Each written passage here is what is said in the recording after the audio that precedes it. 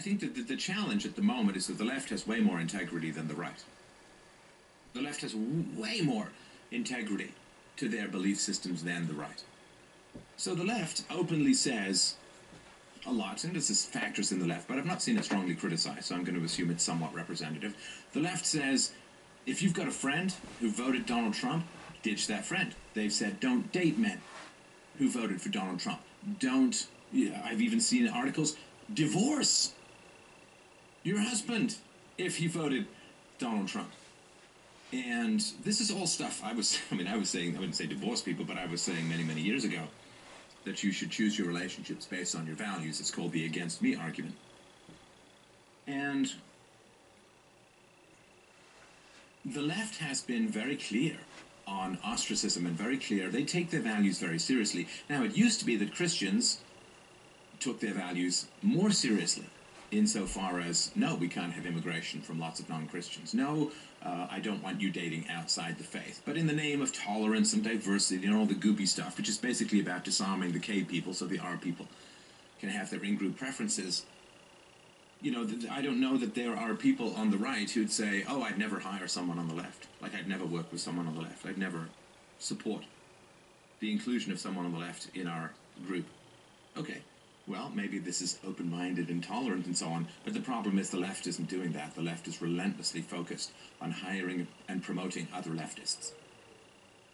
And so, and I remember this all the way back in my, even back to my undergraduate days, which would be in the 90s, early 90s. And so the left take their ideas more seriously. The left is willing to promote in-group preference, and the left is willing to ostracize and promote the ostracism of those who disagree with them. Now, the left, of course, is also willing to attack your reputation and try and destroy your source of income and so on. Now, that's pretty harsh, but it is effective for a lot of people. So the left has more commitment. The left has more integrity. The left values their values more than non-leftists in general do, which is why, you know, when I suggest you should base your relationships on your values, everybody screams at me that I'm some exclusionary hyper-xenophobic cult leader, right? But then the left does it, and it's really not mentioned much at all because they understand. Like, I know what is necessary to win, and I've been talking about what is necessary to win for over a decade now. I mean, I know what is necessary to win. I spent a lot of time studying the left before I became a public intellectual, and I have been making the case patiently. And the blowback has not come from the left for the most part, because the left, you know, yeah, that's what you need to do to win. You need to have relentless in-group preference. If you're fighting a war, you don't hand your ammo to the enemy. When you're fighting a war, you support the people next to you in the trench. When you fight the war, you make sure that your guns are aimed the right way. All metaphorically speaking, of course. So I know and have known for many, many years what is necessary to win. And I have made the case very publicly of what is necessary to win. And I've received a lot of blowback from people who are losing to the leftists, who know how to win. They know how to win. And so asking people to have relationships based on values, well, the left does it all the time, relentlessly, and that's why they win. And when somebody like me, who's not on the left, says to people, hey, you know how those people are winning all the time? Let's do what they do. And people are like, oh, that's terrible. We're sinking to their level. It's like, come on. If you're at the Battle of Agincourt and suddenly they've got longbows, what do you say? Well, we can't use longbows because then we're sinking to their level. And you're not sinking to their level. You're rising to victory. You're using what is necessary to win. This goes all the way back to objectivism, all the way back to what I read as a teenager. Ayn Rand had said, in any conflict between two positions, the most consistent one will always win. Is the left consistent? Yes, they are. Do they have relentless in-group preferences? Yes, they do. Do they use every method, both legal and illegal, sometimes, mostly legal, to attack people they disagree with? Yes, they do. Are non-leftists going to lower themselves to that standard in order to win? Like, I'm sorry, it's what wins. I don't know what it means to say lower yourself to someone's standard. It just means, do you want to win or do you not want to win?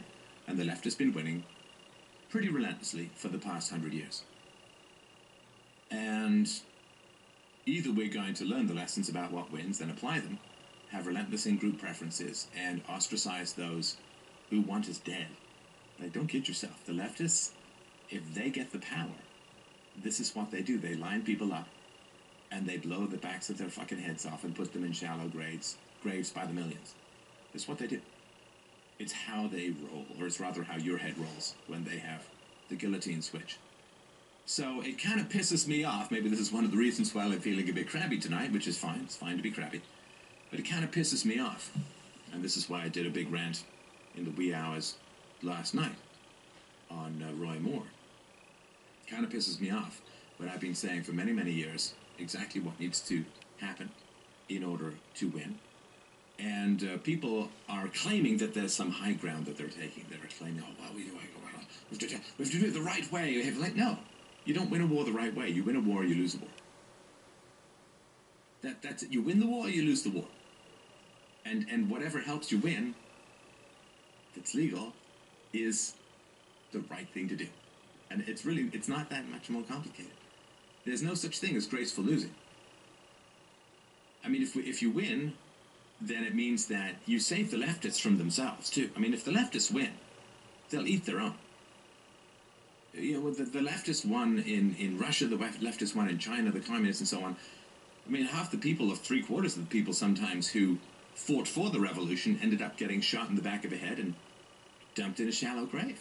You're saving the leftists from themselves in the same way that a tough love intervention saves an addict from himself. They are out of control. They are addicted to power. They need an intervention. And people can say, well, we don't want to do it their way. It's like, but their way wins. Their way works. So if you say, I'm too cowardly to fight and I'm willing to lose rather than do what wins, okay, that's fine. But for Christ's sake, don't tell me that it's some kind of moral high ground. It's just cowardice. It's all, you don't want to do what's effective. You don't want to do what wins. And that means that you're going to lose civilization, you're going to lose freedom, and you very likely may lose your life. And this idea that you're taking the moral high ground by daintily expiring into the ash bin of history, no, it's a war for whether you have civilization or whether you have slaughter, for whether you have freedom or whether you have totalitarianism. As I've said before, there is no upper limit to the power lust of the left. And they fundamentally lack compassion for anyone who's not like themselves. And they have deep hatred. You just look at the number of memes of assassination and murder and death and violence and guys with slingshots and guys with big sticks and, I mean, the guys who cover up all their faces and go to rallies and so, I mean, they're very clear that they want to commit illegal actions and not get caught. They're very willing to use violence. They're very willing to escalate. And that's what wins. And the left is committed to that. And they have no conscience or remorse. I mean, the left pushed very hard to get Chavez successful in the minds of people and to legitimize his regime and his nationalization of the means of production in many ways in Venezuela.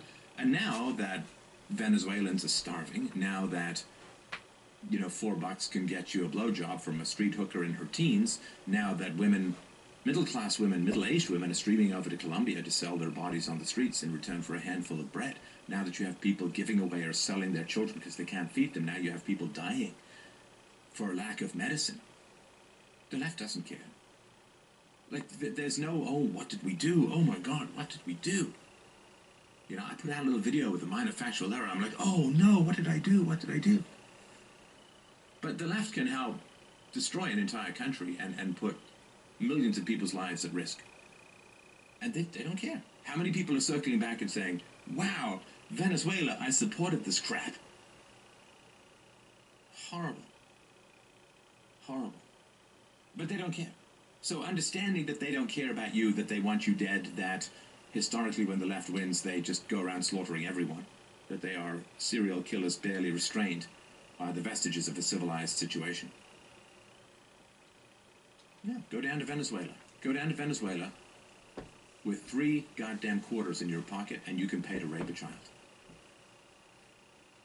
And that is what the left has created. And they don't care. They don't circle back. They don't care. They don't have any compassion or remorse or conscience. Cold-hearted, homicidal, psychopathic. A lot of them, again.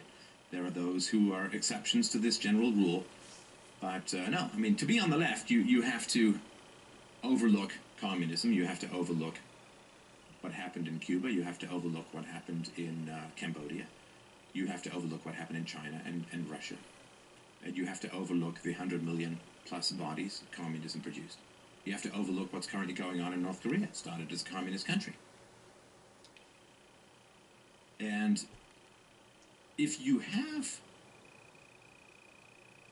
the capacity to overlook that pile of bodies, you're a terrible human being. Like, fundamentally, you are a godforsaken, horrible, hideous, virulent, disgusting wreck of a human being. If you can overlook that many bodies, if you can look at what happened under Allende in Chile, the guy Allende who wanted to turn Chile into a communist dictatorship, and then you're concerned that the parliament begged Pinochet to remove him from power, and they killed some communists, and this is your big horror scenario, Naomi Wolf? This is your big, or Naomi Klein, this is your big horror scenario? I don't even know what to say. We're not the same species, fundamentally. Morally, for sure. It's win-lose. Now, there is, I think, still, though it's really, really close, there is still some chance to turn things around peacefully, but it is going to require a ferocious act of will. It is going to require ferocious in-group preference. It's going to mean people stop the fuck fighting with each other. Stop squabbling over inconsequential bullshit. Stop letting the left's tentacles separate and divide and turn us against each other. It's going to take ferocious in-group preference. It's going to take ferocious ostracism.